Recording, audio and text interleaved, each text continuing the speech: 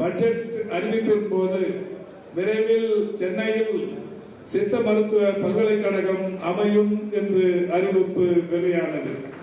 அந்த அறிவிப்பு வெளியானதை தொடர்ந்து 2022 ஏப்ரல் திங்கள் 28ஆம் தேதி சட்டமன்றத்தில் ஒரு தீர்மானம் நிறைவேற்றி அனுப்பப்பட்டது.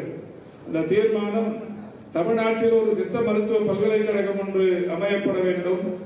அதற்கு 2 கோடி ரூபாய் முதலில் நிர்வாக அலுவலகம் அமைப்பதற்கு 2 கோடி ரூபாய் ஒதுக்கீடும் செய்து அண்ணா நகரில் இருக்கிற பேரறிஞர் அண்ணா சித்த மருத்துவமனை வளாகத்தில் ஒரு நிர்வாக அலுவலக கட்டிடத்தை அதற்காக அமைப்பது என்றும், மதுரவாயில் பகுதி மாதவரம் பகுதியில் இருக்கிற பால் பண்ணைக்கு சொந்தமான இடத்தில் ஒரு 25 ஏக்கர் நிலப்பரப்பில் அந்த சித்த மருத்துவ பல்கலைக்கழகத்தை அமைப்பது என்றும் தீர்மானம் நிறைவேற்றி ஆளுநருக்கு அனுப்பி வைக்கப்பட்டது.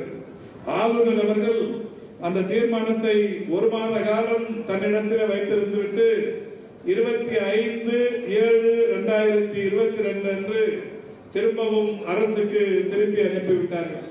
திருப்பி அனுப்பியவுடனே அரசு அவர் திருப்பி அனுப்பியதற்கான காரணங்களை எந்தெந்த காரணங்களை கேட்டாரோ அதற்கான காரண காரியங்களை விளக்கி சட்டத்துறையின் அனுமதியினை பெற்று மீண்டும் சட்டமன்றத்தில் வைப்பதற்கு அனுமதி கோரி ஆளுநருக்கு திருப்பி அனுப்பி வைக்கப்பட்டது.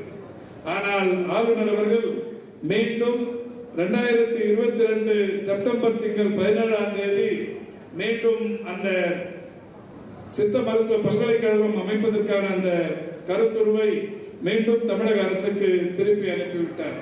திருப்பி அனுப்பியதற்கு பிறகு அரசின் சார்பில் மீண்டும் அவர் கேட்ட திருத்தங்களை எல்லாம் நிவர்த்தி செய்து அரசு 2025 ஏப்ரல் திங்கள் 26ஆம் தேதி ஆளுநருக்கு அனுப்பி வைக்கப்பட்டது.